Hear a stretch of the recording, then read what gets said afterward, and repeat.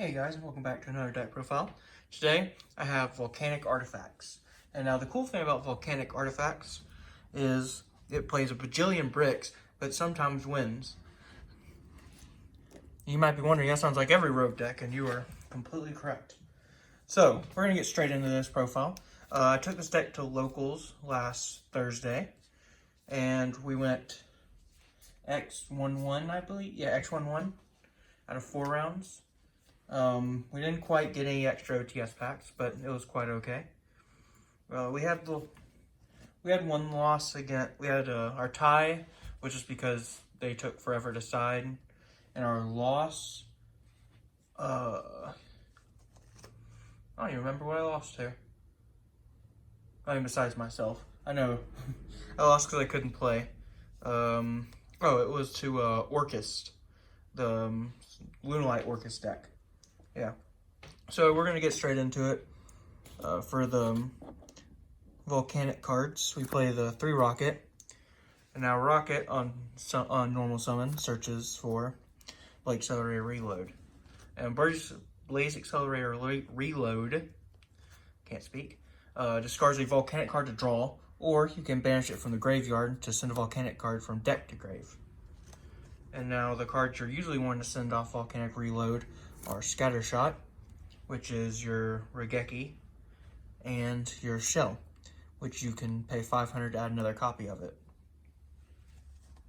And then for the last bit of quote-unquote volcanic cards is the Royal Firestorm Guards. Now this just recycles the extras of these in grave, and lets you draw a few extra cards so you can get into your trap cards. And it's just really, really good for the deck. On to the artifact portion of the deck. We're playing the 3 Sanctum and the 3 Ignition. Now, obviously we're playing this Ignition, that means we're playing a bunch of artifact cards. And the whole point of the deck is it's just gonna use the volcanic cards to get consistency up, because they all just, not consistency, advantage up. They're definitely not consistent. Advantage. You get advantage from adding free shells, nuking their board with Scattershot, and Blade Accelerator Reload to draw cards. You're using the artifacts to stun your opponent out of their turn. So, of course, with these 6, we're using them to summon Scythe. Scythe's just a stun card. And we're also playing the double Moraltac. I can't find my second super, but Moraltac is really good against like Salad, especially because it just kills their normal summon, and it's really just the best one to not summon off Sanctum.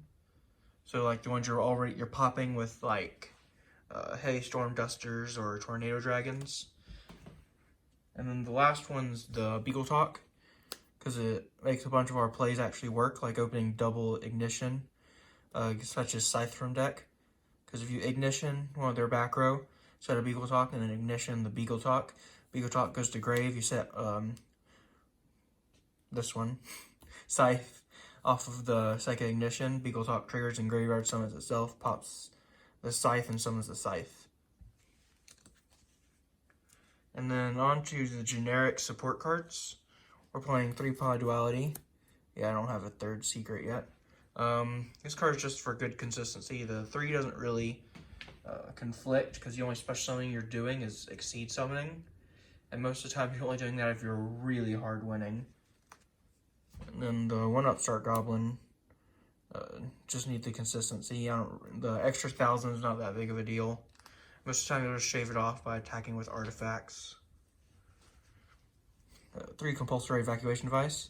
This card's really good right now, just being able to bounce cards. You can even bounce your own Scythes if you want to repop them again with your Heavy Storm Dusters. It doesn't come up too often, but it does happen.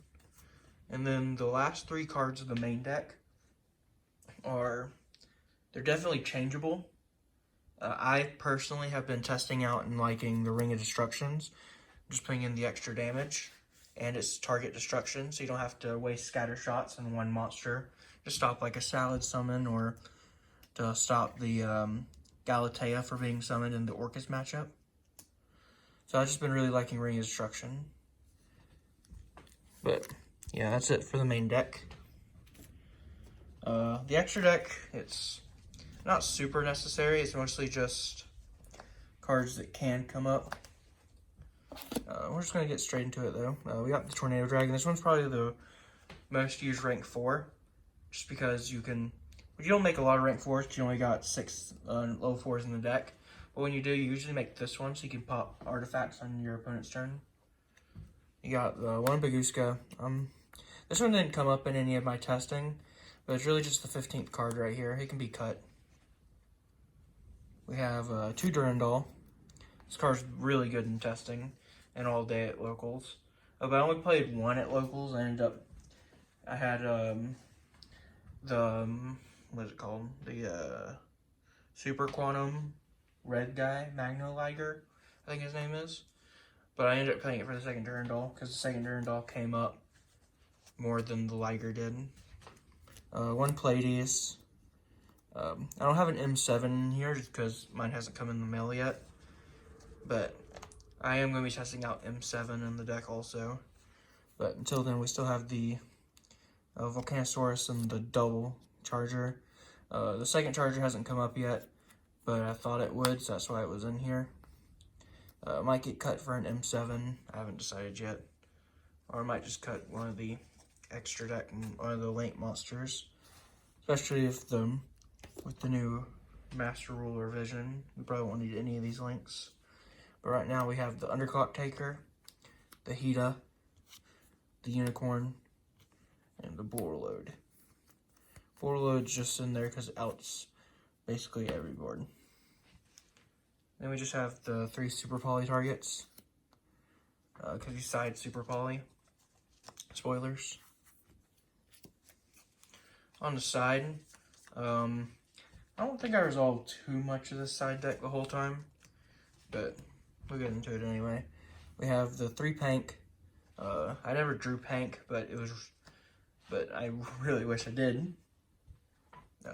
3 Nibiru. Nibiru's really good in this deck, because you Nibiru their field, give them the token, then you just pop the token at Scatter Shot. It's really nice. You just get a free 3k beat stick, because this deck has a lot of trouble with attack points. 3 Artifact Lancia. If I was going to an event bigger than locals, I'd probably main these, just because we're already playing the artifact cards. But yeah, these are actually really good in the side deck. Saw them against Lunalight Orcust once. That was pretty good. 3 Super Poly. I never saw this card, but I don't think I'll cut it. Mostly because I have no idea what I put in if I take it out. And right now there's 3 Called by the Graves in here. This is really just because it's a really good card against Salamander and Orcust. It's mostly just a trap card going first. You don't really care about it going second for hand traps.